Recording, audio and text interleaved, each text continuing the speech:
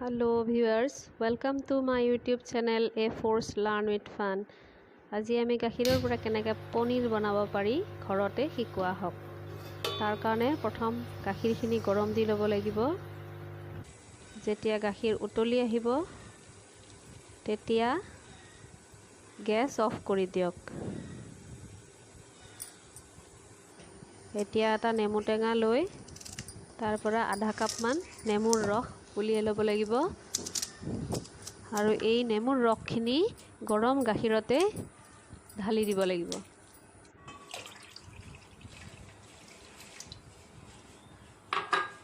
এতিয়া সামান্য লৰাই ঢাকনিখন বন্ধ কৰি থৈ দিয়ক।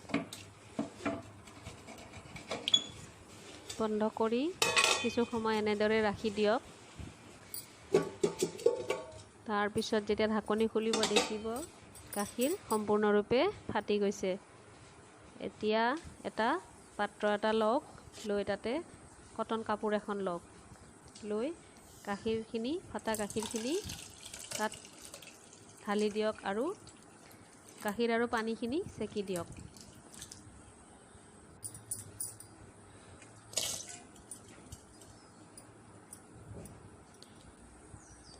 চেকি দি এখন বাচন এখন লওক, লৈ বাচনত এই ফাটা গাখীৰখিনি কাপোৰত বান্ধা দি তাৰ ওপৰত এটা ওজন থকা বস্তু প্ৰেছাৰ দি সামান্য হেলনীয়াকৈ ৰাখি দিয়ক। সামান্য হেলনীয়াকৈ ৰাখি দিয়ক যাতে তাৰ অৱশিষ্ট পানীখিনি বাহিৰ হৈ আহে আৰু এনেদৰে 2-3 ঘণ্টা থৈ দিয়ক। 2-3 ঘণ্টা থোৱাৰ পিছত দেখিব এয়া অৱশিষ্ট পানী ওলাই গৈছে। এইখিনি পেলাই দি কাপোৰত যিখিনি বান্ধাই গাখীৰ আছিলে সেইখিনি উলিয়াই লৈ ভালদৰে হাতেৰে মঠি এটা পেষ্ট বনাই লওক। এটা ভালদৰে কোমল নোহোৱালৈকে মঠিব লাগিব। তাৰপিছত এই পেষ্টটো হোৱাৰ পিছত ইয়াক ৰেফ্ৰিজাৰেটৰত ভৰাই দিয়ক।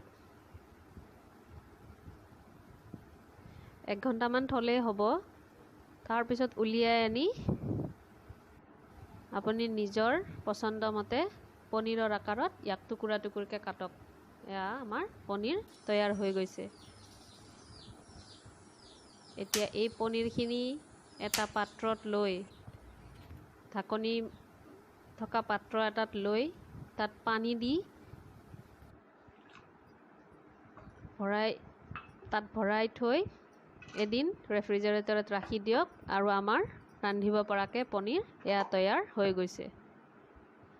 ঘৰতে বনোৱা পনীৰ খুব হেল্ডি হয়। ইয়াত কোনো ধৰণৰ চাইট্ৰিক এচিড বা প্ৰিজাৰভেটিভ নাথাকে। নিজৰ পৰিয়ালৰ বাবে সকলোৱে এনেদৰে পনীৰ বনাই ল'ব পাৰে। ধন্যবাদ।